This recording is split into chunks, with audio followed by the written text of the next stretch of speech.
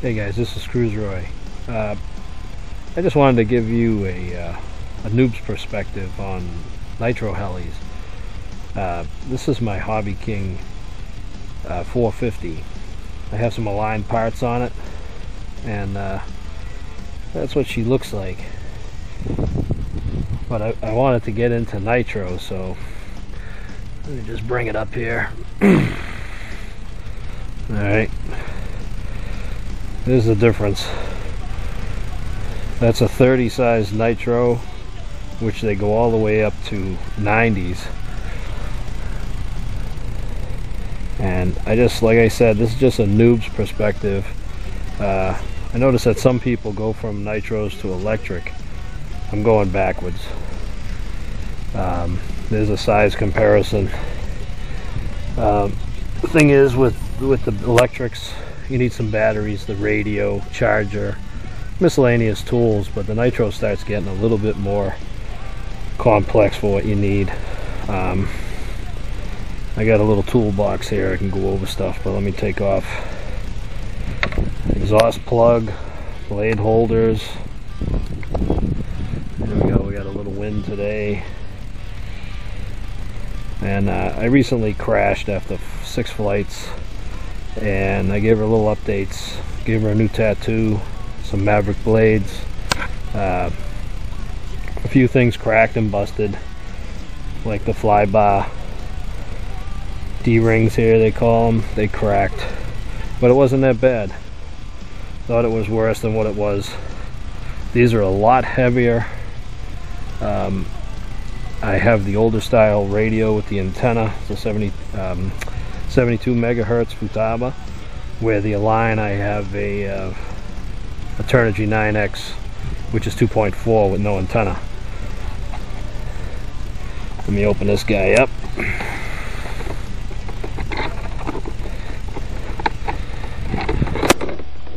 Okay, nitros are a lot more complex. They got larger servos, gas motor, of course, nitro motor, a battery to power everything. I also have an Align 2-in-1 to power the glow plug and also power all the servos and receiver. I have a GY 401 gyro and carbon fiber tail, carbon fiber main blades, and let me just hook up the battery. Alright, now normally you can put on the canopy with a nitro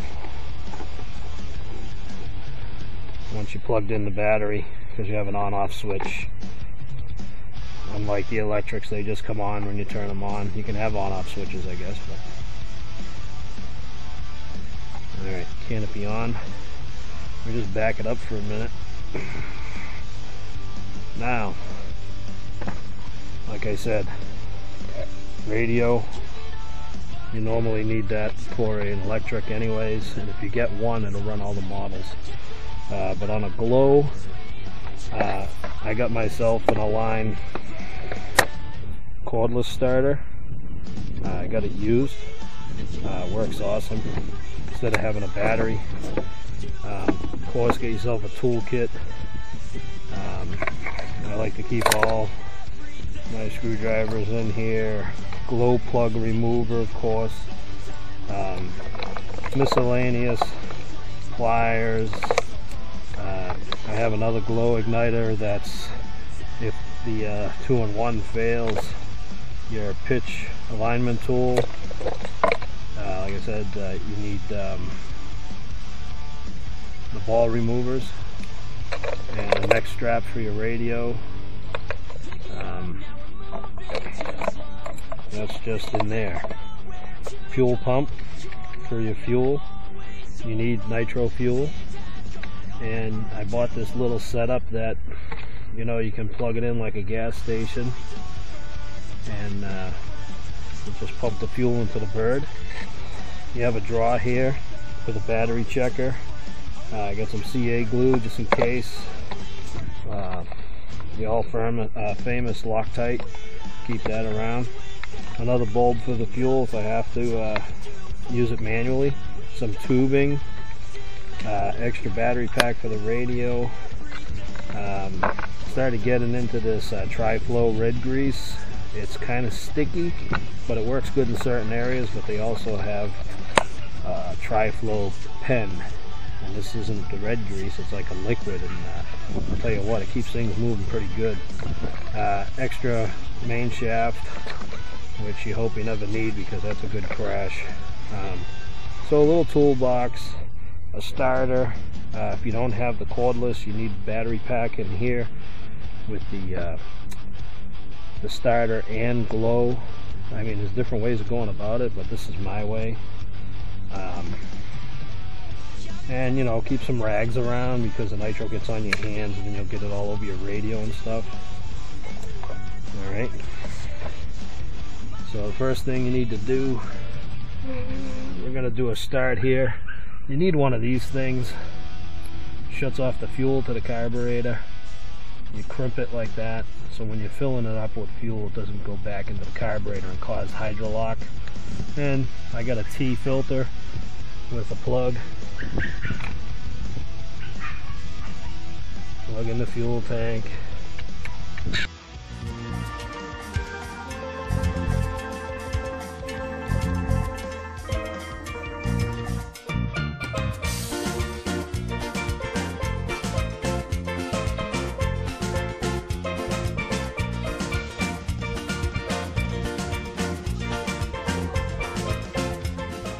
Almost full here.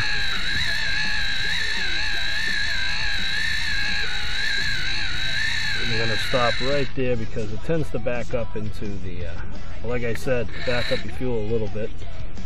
Unplug. And this is where you get a little messy. It's trying to squirt back at you. Alright, put the little butt plug back on there. Now we can release the pinch because you want the fuel to get to the carburetor. That's why you keep a rag around. Like I said, this is just a noob's perspective. I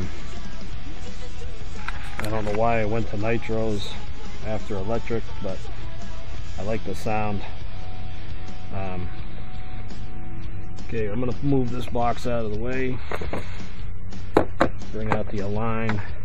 The Align is a 2-piece cordless. You can charge the battery over and over.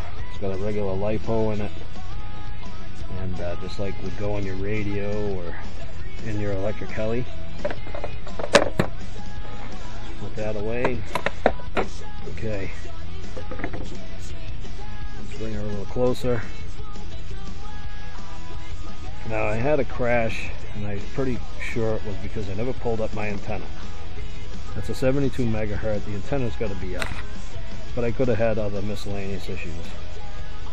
What you want to do, just like an electric, turn your radio on first. I got the timer set for 14. Check your voltage, make sure you got a good battery in there. You can put the radio down. Now, the setup on the nitro was a pain to me because I'm doing this all by myself, but you have jets, idle control, all that to set up. And once you get that right, you should start and be in an idle. I'm going to turn on the Align 2-in-1. It's got a little on-off switch. Turn it on. Always make sure your battery's in the green. Starts getting in the orange, you can still fly, but get it down. This one also has a little button to help ignite the glow plug. Alright. Now, for starting, gyro's initialized. You don't want to touch it while she's moving. You give it time. The starter goes right through the wrappy up top, which is good. What they tell you to do is just a few revolutions holding the exhaust pipe for a prime, and that's it. Built up a little pressure, you could hear it. Now we're going to push the igniter. Hold your blades. There you go. Put the starter over here. Bring it to the pad.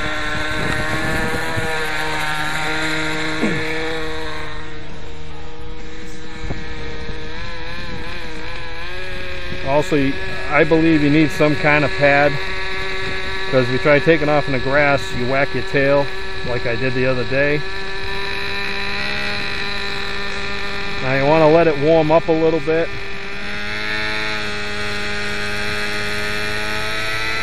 Don't bring it up too fast. At least now you can check if your gyro's okay.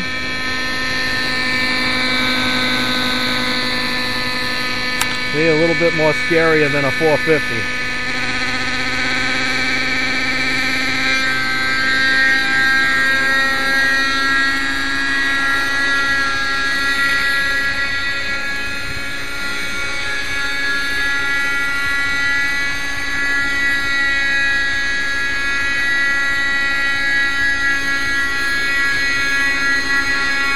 Okay, gyro's holding good.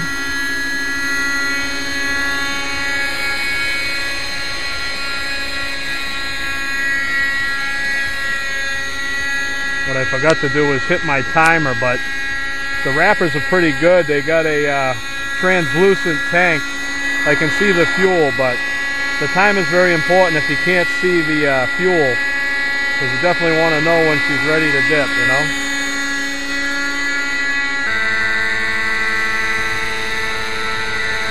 Okay, I'm just going to land her now.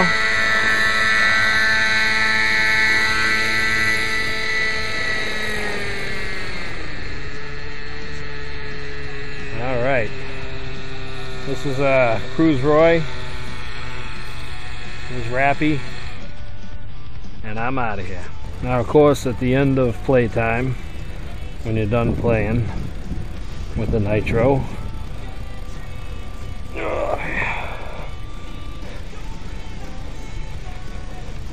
when you're done playing for the day, you want to shut her off, and that's why you need a rag too. They get kind of oily. Put the transmitter away. Don't need the starter anymore.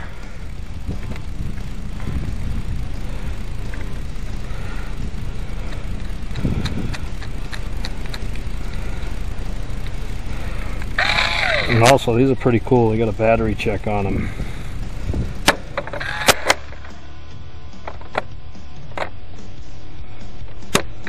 Put that away. Grab your rag.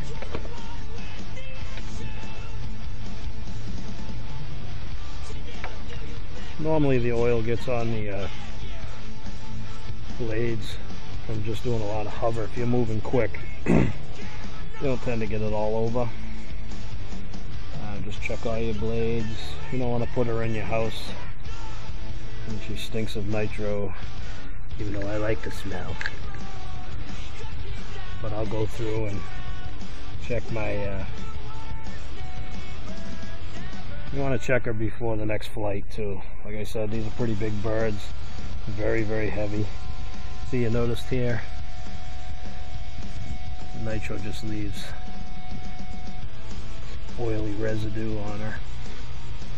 If you want to keep a pretty bird is a happy bird. That's her recent tattoo I told you about from crashing into the tree. Didn't do bad. Mostly when I crash into a tree with a 450. It'll fall apart. Okay, now that you got it off, I'm going to fold up your blades. Put your blade holder on it, and you also, I tied a string to the exhaust port, close her off her thingy. Like I said, I'm a noob. That plugs the exhaust up. I don't know what the purpose is. Like I said, I'm a noob. I just know it's supposed to be on there.